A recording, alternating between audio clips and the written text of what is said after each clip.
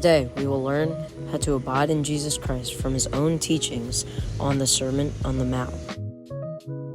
Today, we will look at the second part of Matthew chapter 5 on the Sermon of the Mount. Check out our last video where we talked about the Beatitudes.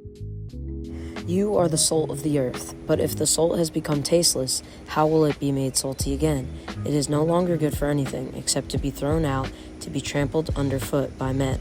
Matthew chapter 5, verse 13. Here, Jesus calls his disciples the salt of the world. But what does salt have to do with anything? Well, it's saying that just as salt can lose its flavor, so can we as Christians choose to not follow God's commands. So as Christians, we must follow his commands and produce works for his kingdom. This next verse is very similar, but with a different analogy. Let your light shine before men in such a way that they may see your good works and glorify your Father who is in heaven. Matthew chapter 5, verse 16.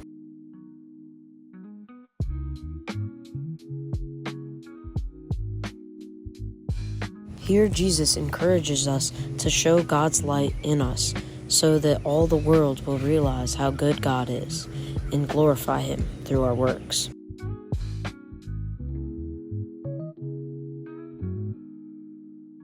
Do not think that I came to abolish the law or the prophets. I did not come to abolish, but to fulfill. Matthew chapter 5, verse 17. Contrary to popular belief, most Old Testament laws are still in effect and are very important for today.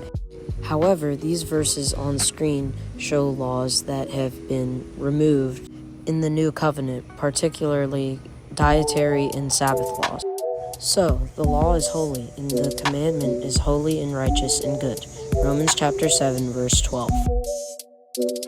Whoever then annuls one of the least of these commandments and teaches others to do the same shall be called least in the kingdom of heaven.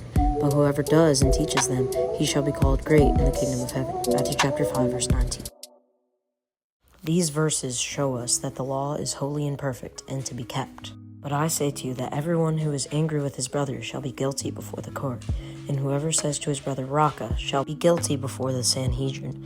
And whoever says, you fool, shall be guilty enough to go into the fiery hell. Matthew chapter 5, verse 22. This teaching is quite simple. Jesus tells us to control our anger and to tame our tongues. You have heard that it was said, you shall not commit adultery. But I say to you that everyone who looks at a woman to lust for her has already committed adultery with her in his heart. Matthew chapter 5, verse 27 through 28. This command in particular may seem especially hard and even over the top, but we know that God's law is perfect, holy, and true, so it must be followed. For this is the love of God, that we keep his commandments, and his commandments are not burdensome. 1 John chapter 5, verse 3. This verse shows us that no command of God is hard to follow, and all his commands come from his loving heart. But if your right eye causes you to stumble, tear it out and throw it from you, for it is better for you to lose one of the parts of your body than for your whole body to be thrown into hell. Matthew chapter 5, verse 29. Here Christ shows us that big sacrifices are required to grow in faith, especially cutting off distractions that lead to sin. But I say to you that everyone who divorces his wife, except for the reason of sexual immorality, makes her commit adultery, and whoever marries a divorced woman commits adultery. Matthew chapter 5, verse 32. Now, this teaching is very controversial, but marriage is very important to God. It is a holy, everlasting bond. Therefore, a man shall leave his father and his mother, and cleave to his wife, and they shall become one flesh. Genesis chapter 2, verse 24. But I say to you, make no oath at all, either by heaven, for it is the throne of God. Matthew chapter 5, verse 34.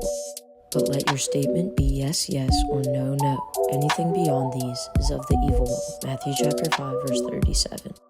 This verse shows us that we cannot swear on God, or for that matter, anything. But I say to you, do not resist an evil person, but whoever slaps you on your right cheek, turn the other to him also. Matthew chapter 5, verse 39. This verse truly shows the love and forgiveness of our Lord, just as he laid down his life for us on the cross. But I say to you, love your enemies and pray for those who persecute you. Matthew chapter 5, verse 44. This is another verse that encourages us to show love and mercy to everyone, even our enemies. Reflect on what we've learned today and think about how you can apply it to your daily life to help you abide in our Lord. Thank you for watching, and that'll be all. God bless you guys, and have a great rest of your day.